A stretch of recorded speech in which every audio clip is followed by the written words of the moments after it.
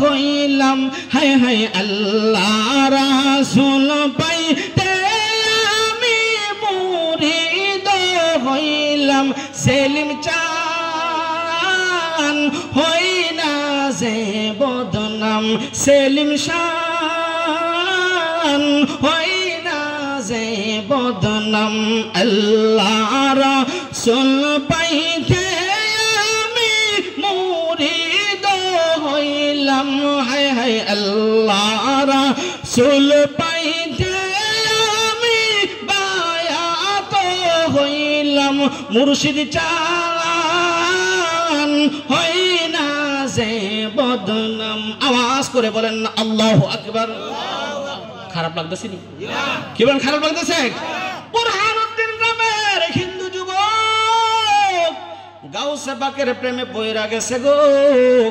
ও বন্ধুরা রে আমার, বাবাজিরা রে আমার, গাউসে পাকের প্রেমের মধ্যে পয়রা এই লোকটা কি করলো? গাউসে পাকের মাহফিলে টাকা দেয়, গাউসে পাকের মাহফিলে পিছনে গিয়া বইসা থাকে।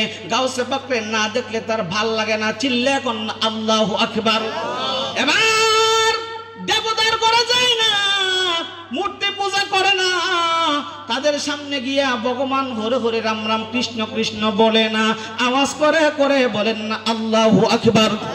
স্ত্রী ডাক দিয়া কয়, সন্তান ডাক দিয়া কয়, ও প্রাণের স্বামী গো, ও প্রাণের স্বামী, আপনার কাছে জানতে চাই, আমরা ভগবানের দরবারে যাই, আমরা আমাদের ভগবান রে গিয়া মানি, আপনি দি যান না, কিসের জন্য যান না বুঝতে পারি না, কিসের জন্য যান না, আমাদের ভগবান রে পূজা করেন না। স্ত্রীরে ডাক দিয়া কই, স্ত্রী রে, আমার ভিতরে যে প্রেমের আগুন জ্বলছে, এটা পৃথিবীর কোনো পানি দিয়া নিবানো যাইব না। জি ইনশাআল্লাহ। আমি ওইরকম বক্তা না, আপনি বলবেন আমি না না এটা বলবো স্যার না, আপনি বলবেন আমি ছাড়তাম না, আমি ওইরকম বক্তা না, আমি অস করার জন্য পাগল না। আমার আধা ঘন্টা আমি আর সামনের দিকে, আমি আর সামনে এই ঘটনা এখানে রাখলাম। সুলতান ইবনে আদিলের ঘটনা শেষ করতে পারলাম না, কারণ চারটা বৈশিষ্ট্য কারণে ওনার এই মর্যাদা আল্লাহ তাআলা বাড়াইছে। অন্য কোথাও কোনোদিন দেখা হলে আপনাদেরকে বলবো। আপনাদের কষ্ট হয়েছে?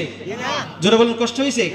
কারণ আমি এখানে একজন পীর সাহেবের দাওয়াতে আসছি, পীর সাহেবের দাওয়াতে আসছি, যদি পীর সাহেবের নিষেধ না মানি, পীর সাহেবের কথা যদি আমি না মানি, তাহলে কিসের আর পীর আর কিসের ভক্ত? কথা কোন ঠিক না? ঠিক, এটা দরবারের আদব। কথা বলেন ঠিক।